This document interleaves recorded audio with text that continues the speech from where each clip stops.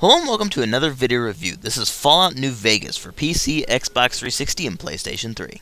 Now, I was extremely skeptical going into this thing. I thought it was going to be absolutely horrible because I basically couldn't stand Fallout 3, and this is kind of a standalone expansion to it, so it's done in the same style with a lot of the same visuals and the same engine.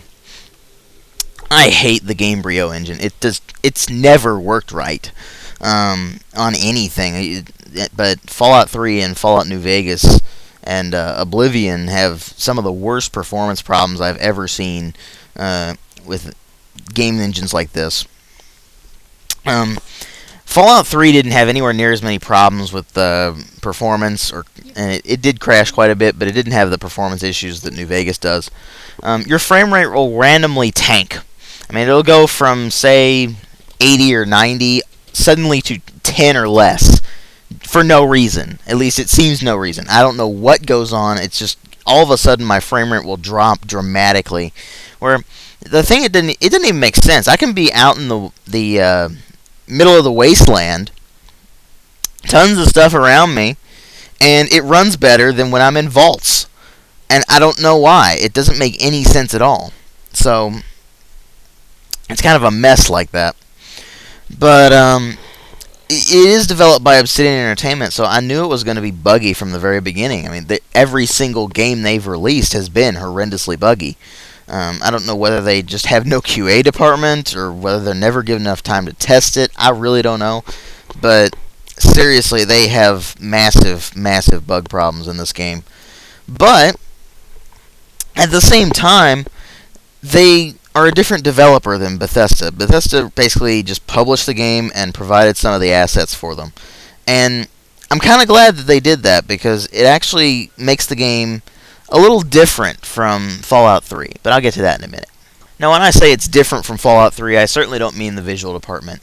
It's the same engine with the same textures and same models. I mean, that's pretty much it. They did put in a lot of new content and a lot of new modeling and texturing. So it does look decidedly different, and there is a lot more color in this one than Fallout 3. Because if you've played Fallout 3, then you know it is literally just brown and gray. There's nothing else. There is no color in that game, unless you put in a bunch of mods. But New Vegas is surprisingly colorful. The wasteland itself isn't just a massive amount of brown and gray. I mean, that's certainly in there, but there's also some plant life. It's actually kind of interesting. There's plant life. There's actually color in the environment. You'll see things that are vibrant and bright. I mean, when you finally get to the Vegas Strip, I mean, it's just neon lights everywhere, and it really does show that this engine is capable of having great visuals. But it's the problem of the engine. I mean, like I said before, it's extremely buggy, so any visual splendor it has is kind of ruined by that. Unfortunately, the animations are still horrible as well. They're really clumsy looking, especially the first-person animations. The third-person isn't so bad. But they did add in some new animations for some of the weapons. But other than that, you don't really notice that much has changed in the visual department, apart from, like I said, the art style. And in the sound department, really nothing's changed either, although they did modify the music a little bit. But I'll get to that in a moment. Voice acting's pretty much the same as it was in Fallout 3. It does have different voice actors, but they still have the problem of pretty much everybody sounding exactly the same. So you run into that issue. A lot of the lines aren't delivered correctly. Sorry, they're not delivered properly. They fall flat. There's a lot of kind of cheesy video game acting stuff going on. I mean, it's nowhere near as bad as stuff like the original Resident Evil, but you'll notice things here and there where it's like, yeah, this is definitely a video game. In the sound effects department, it's pretty much the same as in Fallout 3, so I mean, just watch my Fallout 3 review for that. The new sound effects, though, are actually pretty nice. The guns all sound beefy, which is surprising. I thought they would sound horrible, but they actually sound very beefy. It's impressive. And the environmental sound effects are pretty nice, too. But the music is interesting. They do have new music for New Vegas, but they've also taken not only the music from Fallout 3, but also music from Fallout 1 and 2 as well. So You'll be running around the wasteland, and all of a sudden you'll hear something like the cons of New California, and you're like, whoa, whoa, that's awesome, and stuff like that. I mean, you'll end up having these, if you've played Fallout 1 and 2 anyway, you'll notice that song, and you'll immediately recognize it, and it's like, oh yeah, Fallout vibe. And that's the main difference between it and, say, Fallout 3. In terms of the sound design, I mean, you notice the music a lot more. It's actually a little bit more intrusive, but in this case, it's actually a good thing, because that music that it plays from Fallout 1 and 2 is actually reminiscent of, I mean, it brings back kind of that feel. But at the same time, the new music that is specific to New Vegas is extremely appropriate for the setting. I mean, it's that kind of Wild West toned, yet somber kind of thing. It's kind of difficult to describe, I guess. You kind of have to hear it to understand what I'm saying. But it really does fit the setting very well, unlike in Fallout 3, where it was just kind of your generic orchestral kind of stuff. It wasn't really that noticeable or impressive. Now, the story begins with you being a courier for the Mojave Express. You are intercepted during a delivery. The package is taken from you. You're shot in the head, and then you're buried. And you actually get rescued and nursed back to health. So then you're basically told to go and find the guy who stole the package and shot you in the head, and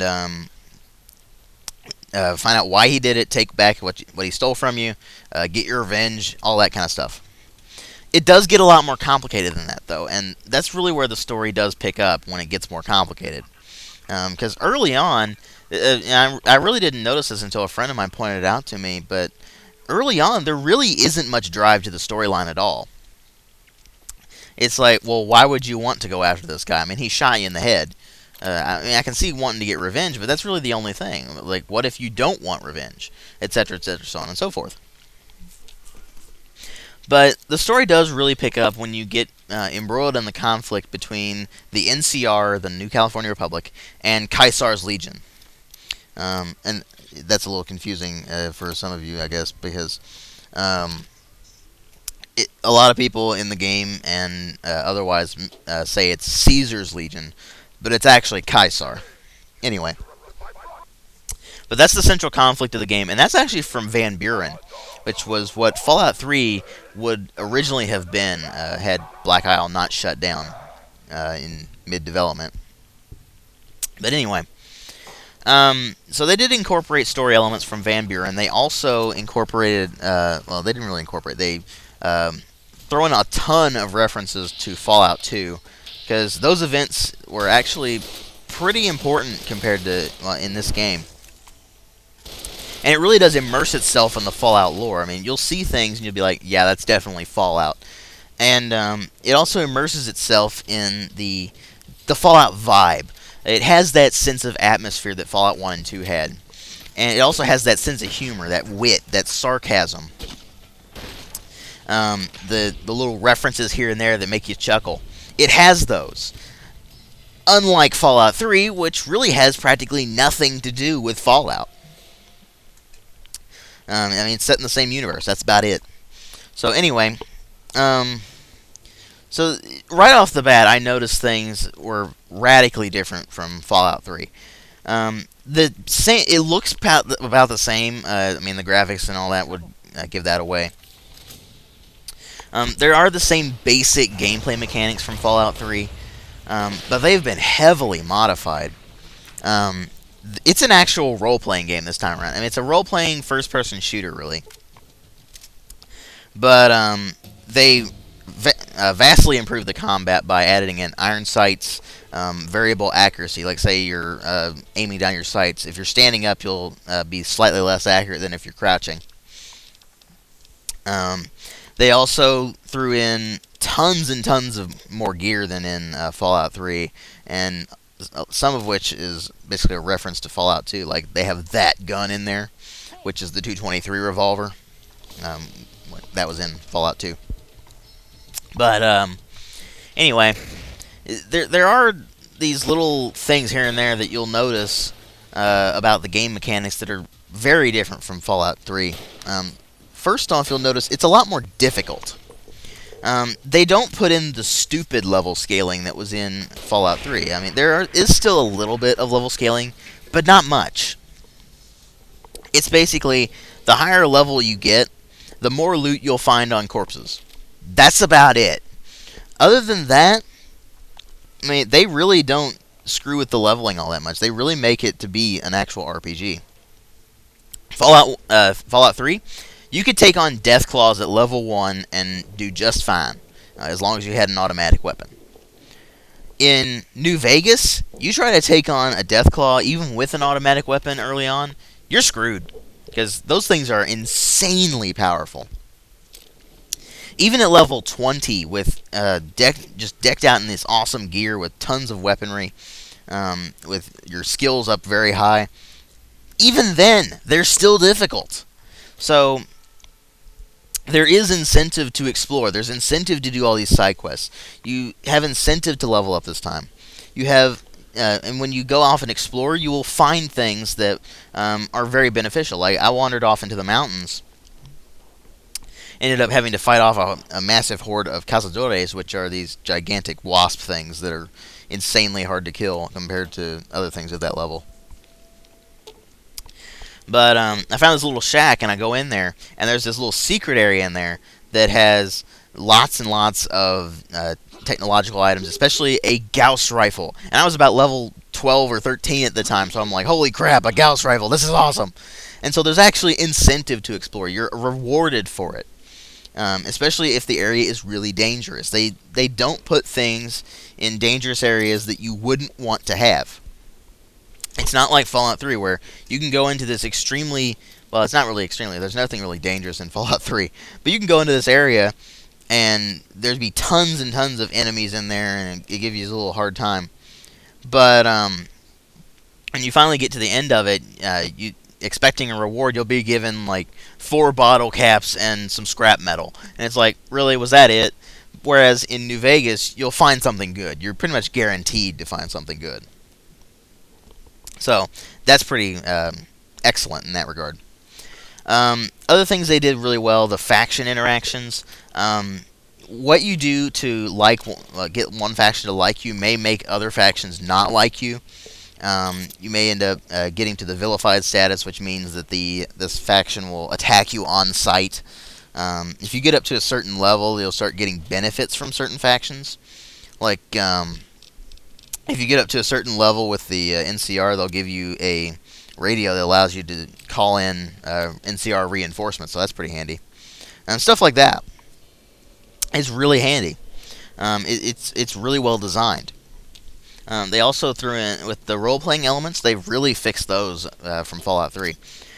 For example, in Fallout 3, the solution to every single problem was shoot it until it dies.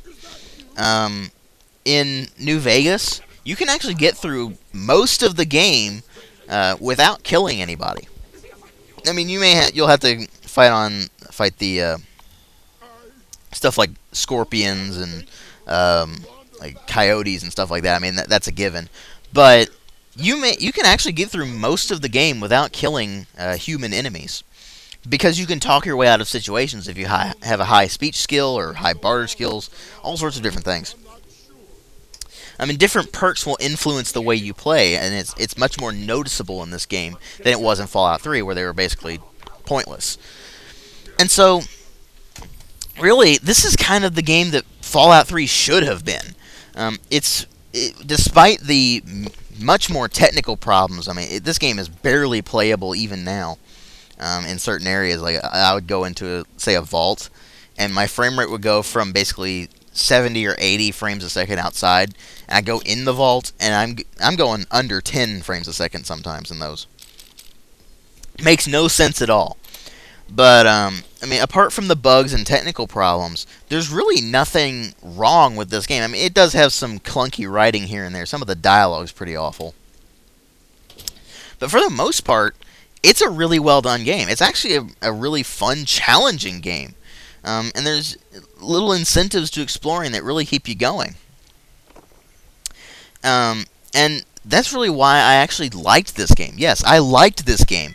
I didn't like Fallout 3 at all. But New Vegas is actually a good game. It's actually worth playing. Overall, I give it a 3.5 out of 5. Thanks for watching.